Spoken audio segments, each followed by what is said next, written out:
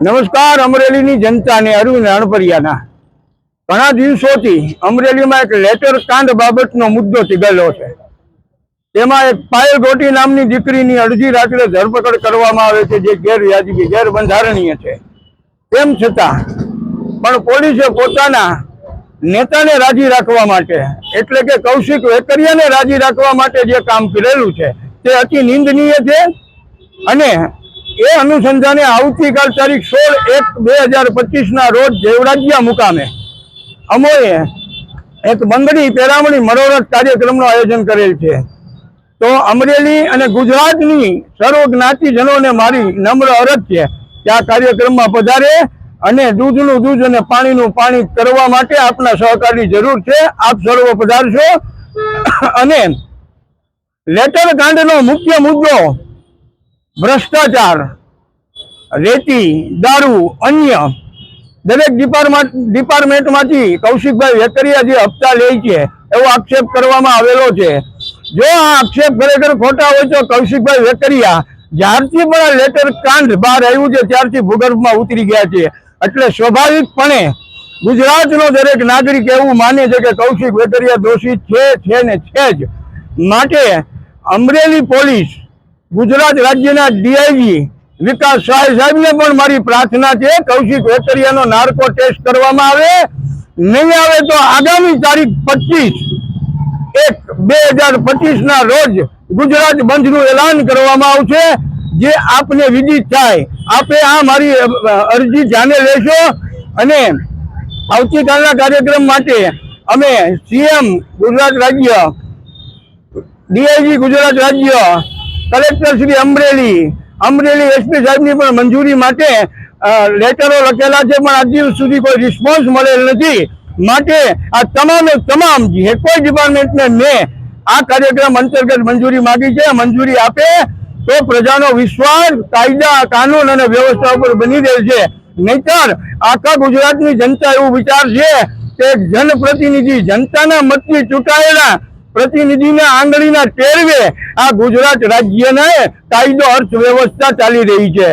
માટે અમરેલી એસપી શ્રી સંજય ખરાટ સાહેબને પણ મારી બે હાથ જોડીને પ્રાર્થના છે કે આપના ડિપાર્ટમેન્ટમાંથી 3 કોન્સ્ટેબલોને સસ્પેન્ડ કરવામાં આવ્યા છે। શું કામ?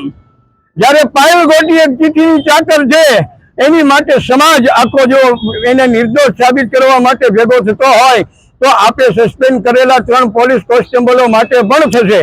માટે આપનો જે નિર્ણય છે એ નિર્ણયને બદલો અને 3 કોન્સ્ટેબલને ફરી પાછા નોકરી ઉપર લેવા, કોઈ પણ આક્ષેપ વગર, કોઈ પણ ગુનો સાબિત કર્યા વગર જો આમ નહીં કરવામાં આવે તો એના અનુસંધાને પણ 25/1/2025 રોજ ગુજરાત મંચનું એલાન કરવામાં આવે છે।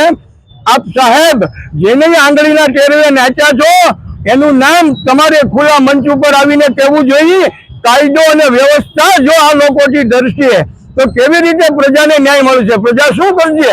માટે રાય સાહેબને પણ વિનંતી છે કે આપને તપાસ સોંપવામાં આવી છે તો મુખ્ય મુદ્દો એક જ છે કે કૌશિક વેકરિયાનો નાર્કો ટેસ્ટ કરવામાં આવે, એટલે દૂધનું દૂધ અને પાણીનું પાણી થઈ જશે। લેટર કાંડથી માંડી ભ્રષ્ટાચારના જે કાંઈ આક્ષેપો લાગ્યા છે એ તમામ સામે આવી જશે। અસ્તુ, જય હિન્દ। રાજકોટ ચોકમાં અનેક કાર્યક્રમો વિરોધ પ્રદર્શન થયા, ત્યારે તમે કેમ મીડિયા સમક્ષમાં આવ્યા?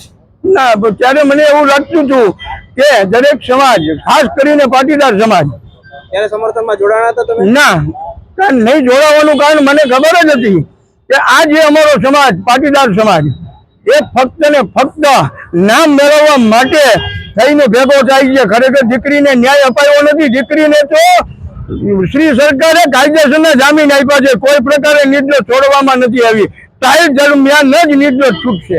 પરેશ ધાનાણી ઉપવાસ આંદોલન કર્યું છે, પરેશ ધાનાણી હોય, વીરજીભાઈ ઠુમર હોય, જેનીબેન ઠુમર હોય, ગોપાલ ઇટાલિયા હોય, ઈશુદાનભાઈ ગઢવી હોય, કોઈ પણ હોય, ખરેખર ભ્રષ્ટાચારના મુદ્દે આજની તારીખ સુધી ગુજરાતમાં જે કાંઈ બોલ્યા છે, જે કાંઈ પ્રદર્શનો કર્યા છે, ખરેખર સાચા છે।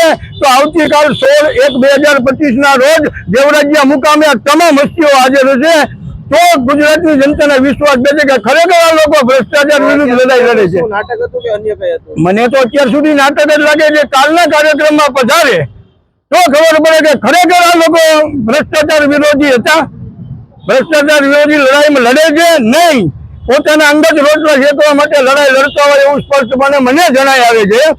આવતીકાલના કાર્યક્રમમાં જો તમામ નેતાગણ હાજર રહેશે તો ગુજરાતની જનતા એને ફૂલડે વધાવશે આવનારા સમયમાં. અને કાલે જો કૌશિકભાઈ વેકરી આપની સમક્ષ હાજર નહીં થાય તો આપની આગળની કાર્યવાહી શું હશે? 9 વાગ્યાથી સાંજે 5 વાગ્યા સુધી શાંતિથી અમે એના નિવાસસ્થાને બેસવાના છીએ. કૌશિકભાઈ વેકરિયા બંગડી પહેરવા આવે તો ઠીક છે, ન આવે તો ઠીક છે, એટલે બંગડીઓ એના નિવાસસ્થાને મૂકી અને શાંતિથી અમે અમારા ઘરે જતા રહીશું. વૈષ્ણવજન તો તેને કહીએ જે પીડ પરાઈ